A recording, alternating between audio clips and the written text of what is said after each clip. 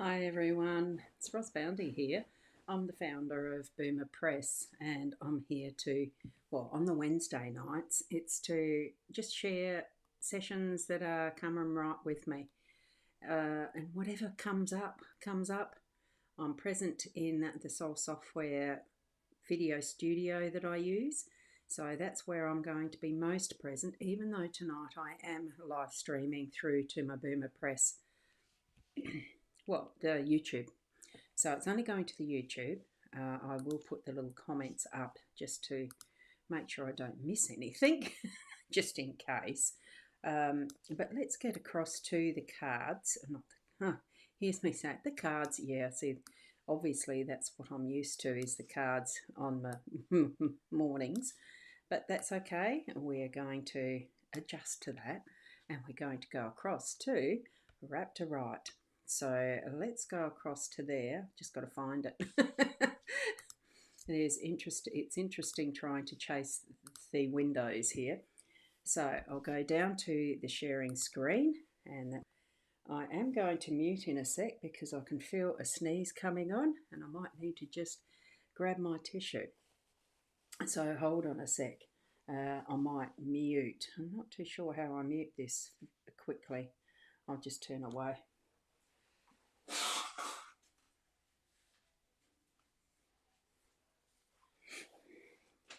There we go. That's all done. Not really the thing to do on public live TV, but what the heck? We're human, aren't we? Now, just to save those changes because there was certainly a bit of a warning. There's been an update with the Raptorite. As you can see here from last week, we've got Raptorite Plus version 0.66, where it was, I think it was the 6.0 or 6.1. Can't quite remember. I'd have to look at the replay. So what we were getting up to was moving forward with the not editing, but validating the information that came through from what Raptorite had actually generated here. And I thought, well, just to refresh the memory, we'll just have another quick relook at what the story is. And I don't think I've even actually put it here. It's called, the actual book was called, no, I don't think I did put the, no, I don't. So, okay, I didn't leave that there. Let me see if I've got it in Scrivener. I might be able to see it there. And it is the project, this one. Because what I am doing is interacting between the two, the Raptorite and the Scrivener. Okay, so here we've got in Raptorite input here. So what I've done was actually, so that there is a bit of a backup, I am putting in the prompts here so that just in case I want to look at it with another of the LLM models rather than just sticking with the one. So what we're looking here, what I prompted was, we're starting a new book and would like to have an outline. The genre is quest in a fantasy world that's going to take us through trials, challenges, and victories in searching and regaining the possession of a crystal orb that is the key feature of a foundation stone for the kingdom. It must be found before the kingdom is destroyed. So sort the outline into 3 acts, 10 chapters in each. So that is the that's the basis of the prompt that I first used for this one. Okay, so this is where we've got the Act 1, the shattering, and then it goes into those chapters, as you can see. I'll just pop back to the Raptorite. So there's the Prophecy Awakens, the Chosen of the Flame, the Gathering Storm. So let's see that they match. Now, I don't think I can share both at the same time. So it's the Prophecy Awakens, Chosen of the Flame, and the Gathering Storm. So I've got them all saved there in my Scrivener. So now what we're doing is just reminding ourselves what the story is about. So in chapter 1, we'll look at the prophecy awakens. An ancient scroll is uncovered in the grand archives, foretelling the fall of the kingdom should the crystal orb remain lost. High Seer Thalen calls for a champion. So we had started moving through the prophecy awakens. I'm pretty sure we'd started doing this, or had we? I have almost lost a bit of track with where we're up to. It does mean that there needs to be some tracking done as far as programs or whatever go, as far as where I'm up to with what I'm doing. Otherwise, because I've got 3 or 4 or 5 types of books running at the same time, it's a bit hard sometimes to keep a track. Okay, so definitely to keep a track. Now, what I have done is opened. Now, I don't know that this is going to share it. No, it's not. Or is it? Oh, yes, there you go. Now, here's a spreadsheet that I am going to start to use when I use the different LLMs. So this one, what we've got here that we're using is the AI is the Claude Sonnet 4.5, temperature 1, and the average 4096. Okay, I'm going to just change that to the above average. So that I know the settings. This is so that you know what you've actually got. Okay, so this is Claude Sonnet 4.5, text wrapper or direct chat. So this is Raptorite. So that's what I'd do there, the website platform. You do the setup steps and what you think of all of these types of things. Now the settings here is T1 and output limit is 8192. Output limit, I'll put that 8192 so that I've got a bit of a track of what we're doing there. And this is where you put this, which would be FFA, Future Fiction Academy. And I'll fill out that other later. That's something that you don't really need now, but I thought I'd show you that there is actually a spreadsheet that I've got that you can ask for if you like, or modify one as you see fit for your progress reporting and the rest. Now I've got that accessible through my Notion page as well. Now I'm not going to take you through that because otherwise it's just going to get too confusing with too many screens open. More for me than for you. Okay. So now I think what we were starting at, I think the other one that I had looked through. Now these are just rough draft stuff. So I think what I'll do, we'll read through it and see if there's anything that's glaring. And if there's not, we'll just keep going for the, we'll just keep going through each of these chapters like the, go to the chosen flame and then the rest. See how the switch between the files has changed. So it's actually doing it now. Need to finish syncing before we switch documents. You can wait here or switch anywhere at your own risk. Okay. Stay here. Doesn't matter. Okay, you can't do it too fast looking at this. Right, so I'm going to go back to chapter 1. And I like the fact that they've got this as yellow so that it reminds you to actually save before you get too far.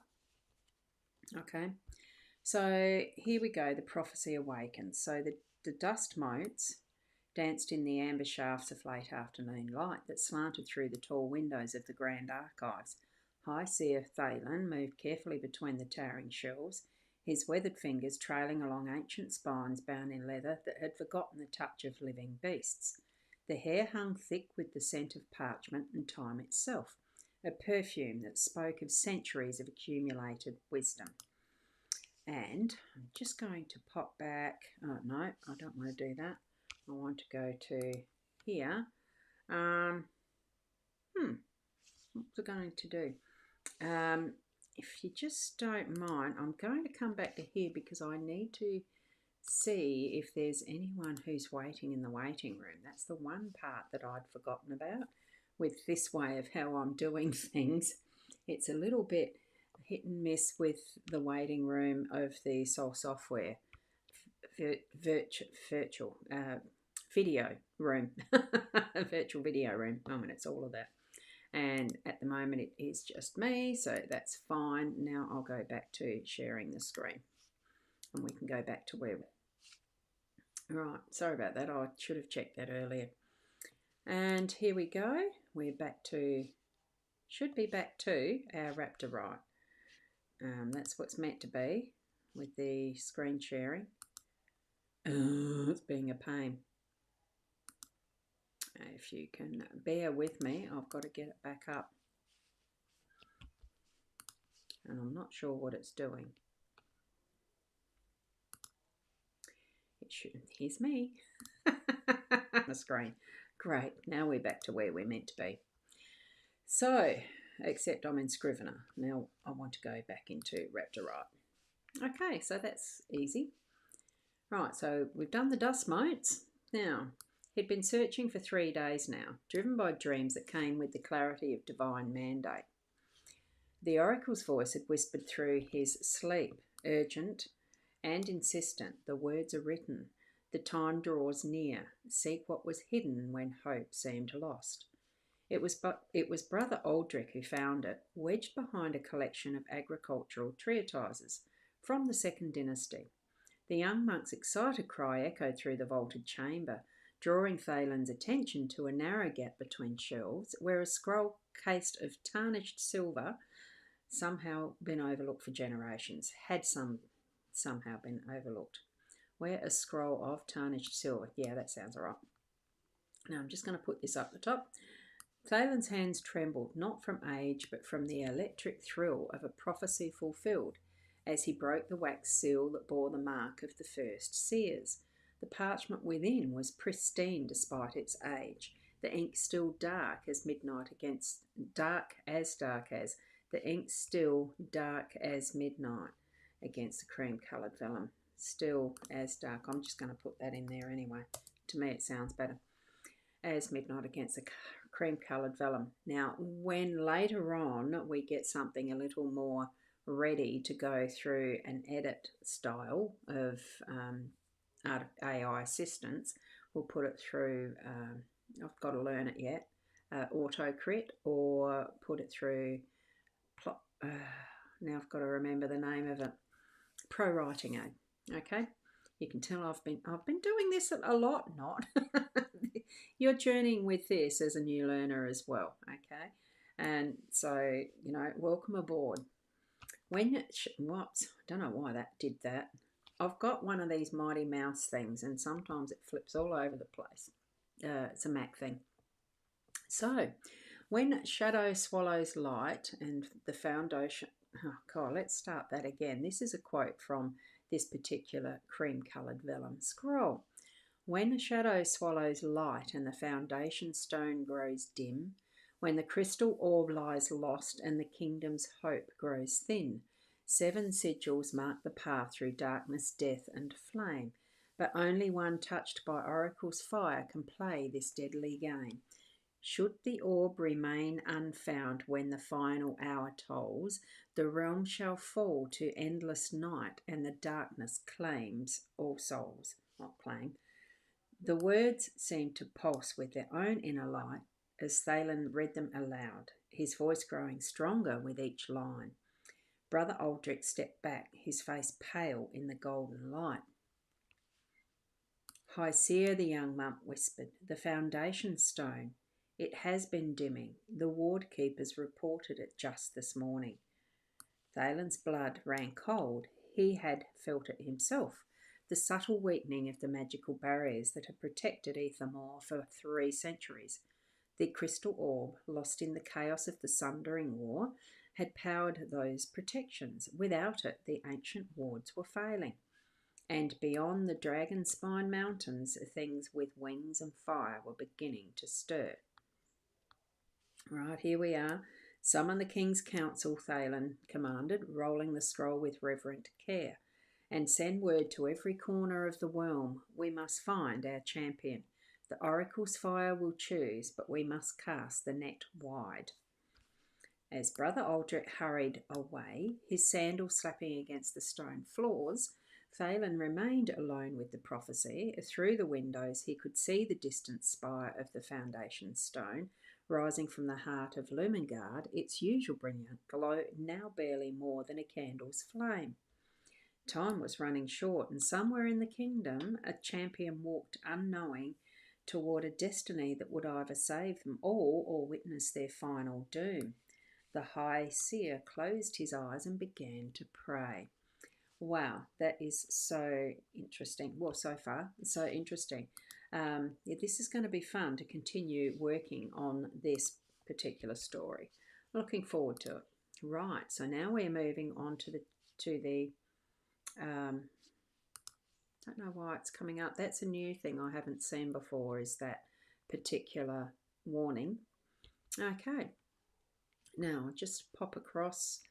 I'll just pop across to make sure that there isn't anyone who is waiting in the room. I thought I heard, no, I didn't. I thought I heard a particular sound, and obviously it wasn't, which is good. That's fine. Now let's go back to our screen share. Now, is that working? It should come up with it. Oh, sometimes this is a little frustrating, the technology. Got it. Okay. Now, chapter 2, The Chosen of the Flame. Now, see here how I've got this. I'm going to take these out as we've finished reading through them, doing the validation. So, chapter 1, I was reasonably happy with that. And so I'll just go like that. Then I know that I've done it. Now, here we go. I'm just going to do the same here. Oops. It's just so there's a bit of a system and I know where we're up to. I'll make that note in a book I've got here. Right, chapter 2. So the morning air in the castle stables carried the familiar sense of hay and horse sweat, mingled with the acrid smoke that had been drifting from the foundation stone for days now. Acrid smoke been drifting from the foundation stone. I'm just wondering, why would that be? It's a stone. Why would it have smoke coming from it? Anyway, let's read through it. I don't like that bit. So I'm just going to, I see in Scrivener I can actually highlight this. Can I highlight in here? Or I go like. No, there's no highlight factor. Okay, I'm just going to go like that. Put a strike through it. That I'll notice that. I'm pretty sure I've got this. Have I got this copied across too? No, I haven't. Okay, there's the chapter. Ah, right, okay. So I haven't copied things across into the chapter first. So this into Scrivener on this one. See, this is where, you get too involved in too many books at once and it gets you lost. So not a good idea. Okay, I'll do that later. I won't bother with the copy pasting stuff that you don't need to see all that. It takes time. Right, let's start again. So the morning air in the castle stables carried the familiar sense of hay and horse sweat, mingled with the whatever that had been drifting from the foundation stone for days now. Caelan Ashworth worked with practised efficiency, mucking out the stalls while his mind wandered to the strange dreams that had plagued his sleep. Visions of fire that didn't burn, of voices calling his name from vast distances. He was hefting another forkful of soiled straw when the commotion began in the courtyard. Horns sounded from the castle towers, their deep bronze voices echoing off the stone walls with an urgency that made the horses stamp nervously in their stalls. Through the stable's open doors, Caelan could see people streaming towards the great square. Nobles in their fine silks, merchants clutching their ledgers, farmers still dusty from the fields. "What's all the fuss about?" muttered Gareth, the head groom, as he emerged from the tack room with a bridle slung over his shoulder. "Third time this week they've called assembly." Right. Caelan set down his pitchfork and wiped his hands on his leather apron. At 19, he had grown tall and oh, hang on. At 19, he'd grown tall. That's so hard to say. he'd. I'm just going to do that as how you do the apostrophe thing. There. At 19, he'd grown tall and lean from years of stable work, his hair perpetually tousled and his clothes bearing the honest stains of labour. "Probably more talk about the dimming," he said, though something in his chest pulled tight with anticipation he couldn't name. The crowd in the great square parted like wheat before wind as High Seer Thalen emerged from the castle's main doors. The old man's white robe seemed to glow in the morning light, and in his hands he carried something that made the very air shimmer, an ornate brazier wrought from silver and inscribed with symbols that hurt to look at directly. Hurt to look at it. That hurt to look at it directly. Oh, who knows what the edits will do. "People of Ethermore," Thalen's voice rang out, carrying clearly across the packed square despite his advanced years. "The oracle has spoken. The time of choosing has come." Caelan found himself pushing forward through the crowd, drawn by a compulsion he didn't understand. His heart hammered against his ribs as the High Seer set the brazier on a raised dais and began to chant in the old tongue. The words seemed to crawl under Caelan's skin, setting his nerves alight with strange energy. "Let all who serve step forward," Thalen called. "Let the oracle's flame choose our champion." A murmur rippled through the assembly as volunteers began to approach the dais. Sir Marcus of the Royal Guard stepped forward first, his ceremonial armour gleaming. Behind him came Lady Vivian, known throughout the kingdom for her skill with blade and bow. Master Aldwin, the battle mage, followed, his staff crackling with barely contained power. One by one they approached the brazier. One by one the flame remained cold and dark. Caelan's feet moved without his permission, carrying him toward the dais despite the voice in his head screaming that he didn't belong here. A stable hand among heroes, what folly was this? Now, one of the things that I'm actually seeing, these are called M-dashes, and it's one of those things that the AI likes to put in a lot of now. So I'm going to take them out where it seems to be about right, but I might still end up taking more of them out as I go along a bit later. Okay?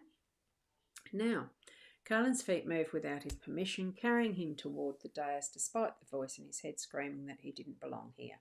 A stable hand among heroes, what folly was this? But the pull in his chest had become an ache, and the air around him seemed to thicken with each step. "You there, boy," called Sir Marcus, noticing Caelan's approach. "This is no place for—" The brazier erupted. White gold fired. Oh, gee, try and say that. White gold fire roared skyward. I'm definitely going to have to do something about that. It's just too hard sounding. And this is why you do this sort of validation, because if it doesn't quite sound right, well, it probably isn't. And, adjust it where it needs it. It could still be that I'll put it back there and it's fine. But to read it out loud, you hear some of this type of what doesn't quite sound right stuff. Okay. So the fire roared skyward, a pillar of flame that reached toward the heavens with the voice of a hurricane. The crowd gasped and stepped back, but Caelan felt no heat, only a warm embrace that seemed to welcome him home. The fire danced around him, through him, marking him with light that left no burns but changed everything. When the flame subsided, the square fell silent as a tomb. Caelan stood before the brazier, untouched but transformed, while wisps of golden fire still played around his fingertips like tame serpents. I think this one, in a sense, look, it's all right, but these similes, I'm not 100%. I think it's called a simile. I don't know whether that's needed, so I'm just going to put the line through it at the moment. It feels a bit too much to the mouth, to the ears. Right. High Seer Thalen's eyes were bright with tears as he placed a trembling hand on Caelan's shoulder. Behold, he whispered, his voice carrying in the supernatural quiet. The oracle has chosen. The murmur that arose from the crowd was not one of celebration, but of doubt. Caelan could hear the whispers. A stable hand, just a boy, what does he know of war and magic? And felt his cheeks burn with shame that had nothing to do with divine fire. But as he looked up at the foundation stone in the distance, he could swear its light pulsed a little brighter, as if responding to his presence. And deep in his bones, he felt the weight of destiny settling like a mantle he was far from ready to wear. Okay, so that's chapter 2. All right, now we can go on to chapter 3, and I'll do this one as the last one for tonight. So I'll take this out. The whispers began before dawn. They crept through the taverns and market stalls of Lurmengard like smoke, carrying news that turned faces pale and sent merchants hurrying to secure their wares. The eastern settlements had gone silent. Thornvale, Eastwatch, even the fortified mining town of Ironhold. I'm not sure why that's got an asterisk through there. That's interesting. I think what I need to do is check this one and see, the locations as against where we've got the world building. I'm just going to pop back to the world building. See here, we've got the set out of what there is through this world.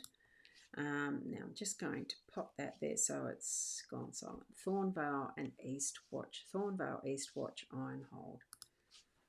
And this is, the more you become familiar with your manuscript and what is being checked, being suggested by the large language model, then you'll become more familiar with how the environment is and, our world building and the rest, including the characters. You become more familiar with them the more you read through and create and build on these places and spaces and the people that are involved. And I don't know, Cernwace, does it have it's only got the territories, not the names that I can see. So Ethamore definitely, Sundering Sea, Foundation Stone, Greenwatch, Thornvale. Okay, there's Thornvale. That's there. Salt Mill, Stonehaven. Right, okay. Yeah, it looks like it is referencing those places correctly. So, where was I up to? Chapter 3. Why did it go to the bottom? I don't know. Don't know. Okay. Captain Roderick of the Border Guard arrived at the castle gates as the morning bells tolled, his horse lathered with sweat and foam. His report to King Alric was brief and grim. Sire, they're just gone. Not destroyed, gone. As if the people simply walked away in the night, leaving everything behind. In the Royal Council chamber, maps spread across the great oak table told a story that chilled the blood. Red markers showed the advancing line of abandonment, a creeping tide that moved steadily westward from the Dragonspine Mountains. Each mark represented hundreds of souls vanished without trace or explanation. It's the wards, Lord Chancellor Brennan muttered, his usually pristine robes wrinkled from sleepless nights. Without the crystal orb, the protective barriers weaken daily. Whatever drove our people from those lands grows bolder. High Seer Thalen traced the pattern with one weathered finger. The dragons stir, he said quietly, not just the great ones, their lesser kin as well. Wyverns have been seen circling the abandoned settlements, and there are other things, creatures that should not exist, walking in daylight. I'm going to take this M dash out and put a comma. King Ulrich stood at the tall windows, watching smoke rise from the city below as refugees from the Eastern Territories swirled Lumengarde's population beyond its limits. The kingdom was hemorrhaging land, and with each passing day, the borders contracted like a wound drawing tight. Oh my, that's an interesting simile, whatever it's called, simile. Example. um, Interesting. I'm looking here and thinking, well, why are there refugees? And I need to find out refugees from Eastern Territories. I need to double check that one in the world building from the Eastern Territories. Which way is the abandonments happening? Because this is up here, we're being told that they're just vanishing, people in those villages. So is a word getting out, and there are people, some of these people are going to the city to escape whatever it is that's disappearing people. Anyway, that's something to bring it to the forward for when I go through it again. How long? The king asked without turning. At this rate, Thalen consulted the ancient calculations spread before him. 6 months, perhaps less. The foundation stone's light dims faster each day. In the castle stables, Caelan felt the weight of those whispers settling on his shoulders like snow. The other servants looked at him strangely now, some with awe, others with scepticism that bordered on hostility. He'd been moved from the stables to a chamber in the castle proper, given fine clothes he felt ridiculous wearing, and assigned tutors who spoke of sword work and statecraft while his hands still smelled of hay and leather. The dreams had grown stronger since the oracle's choosing. Visions of fire and shadow, of a crystalline orb pulsing within a light, of 7 sigils arranged in patterns that hurt his mind to contemplate. And always, threading through it all, the sensation of time running out like sand through an hourglass. Oh my goodness, I'm just taking that out. I'm not having that.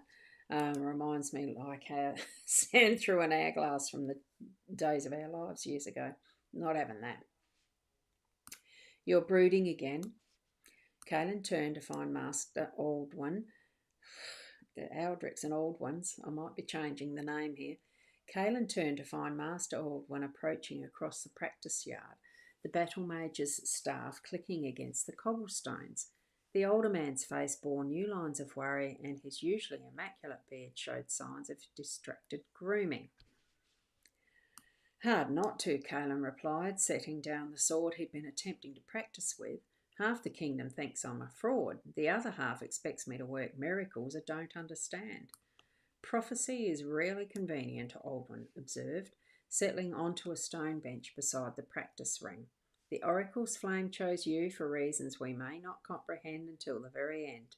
But chosen you are, and choice brings responsibility whether we feel ready or not. Through the castle walls came the sound of wagon wheels and crying children. Another group of refugees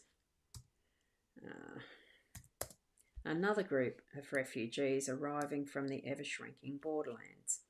The eastern provinces were emptying like a cup with a crack in its bottom, and still no one knew exactly what drove the people westward in the night.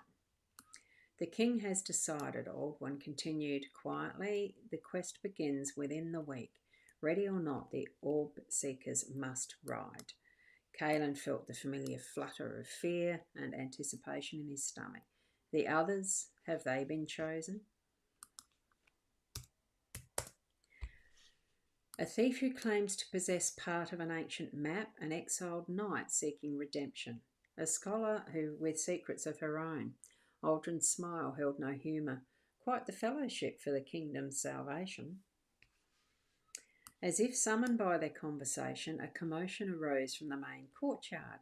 Caelan and Aldwin moved to the wall, peering over to see a figure in dark leather being escorted, none too gently, by a castle guard. Even from a distance, Kaylin could see the newcomer move with the fluid grace of someone accustomed to avoiding attention. That would be a thief, Aldwin murmured, the one with the map piece. Apparently she didn't come willingly.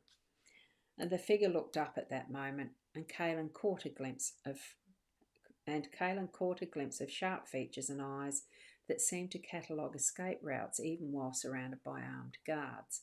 This was Naira Shadowmere, and she looked like someone who trusted no one and expected the worst from everyone. My companions, Kaylin thought, watching as more figures appeared in the courtyard. A tall man in worn but well-maintained mail, who could only be the exiled knight, and a woman in scholar's robes whose gaze seemed to pierce shadows others couldn't see. Now I'm going to take this M dash out.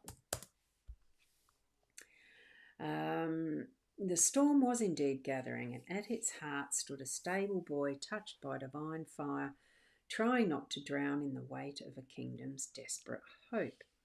Okay, so that's interesting. Here we go. Right, now I'm going to save the changes, and I'm assuming that each of these chapters has been saved as well. No, they don't. So I need to do that on each of them to make sure. Yeah, I must have to change each of them as I go through. Okay, so that's chapter 2. Let's go to chapter 1 and switch now. So they're definitely making sure with the Raptor right that all of the bits and pieces are working at the moment. Okay, so here I will just go next one up to here, and then I can tell from that what to change next week.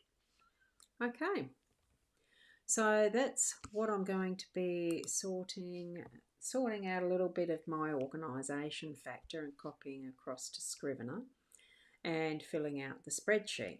And then we continue that until there's enough to work with that will fill out bits and pieces of the story to make it sound a little bit more interesting and in our own voice to start with. And remembering this is just a first draft at the moment.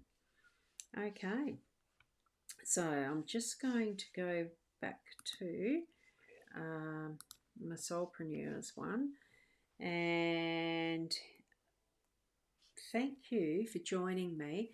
Certainly as we go through more of these, let me know what you think. If there's anything you'd like to see differently, or you just want to come on and talk about books, something that you're reading currently at the moment, or how do you start to write a book using 3 acts or no acts and just do it by scenes that make up the chapter and all sorts. There's so many, there's, as much as there's so many different authors in the world, that's so many different ways of writing your book. But it is certainly a lot easier when you have a bit of a helping hand, especially when you haven't done it before. And I've done a lot of classes now. I'm not saying I'm an expert, but I'm having fun and I'd love to share it with you. So certainly go into the Boomer Press community that I've got in Soul Software. Join there, and the link is in the comments somewhere. I'll make sure it's in the right places, so you can click on that link. It's a free community, and at some point there will be live. I'm hoping that the particular platform that is being used, that they do create the live recording aspect right there in the community. At the moment, this is using my eCam streaming into the Soul Software virtual space, the video space. So it's not direct into the community yet. Look, technology does keep improving, and it's fun to use, as is writing with the assistance of AI and all that the possibilities are that are there. Certainly stirs up, the potential for the stories that might be created. So, and creating them in our own voice, etc. Okay, I'll leave it there for tonight. We'll see you on Sunday night for the memoir style of writing, following through with memoir, or next Wednesday. So we'll see you then.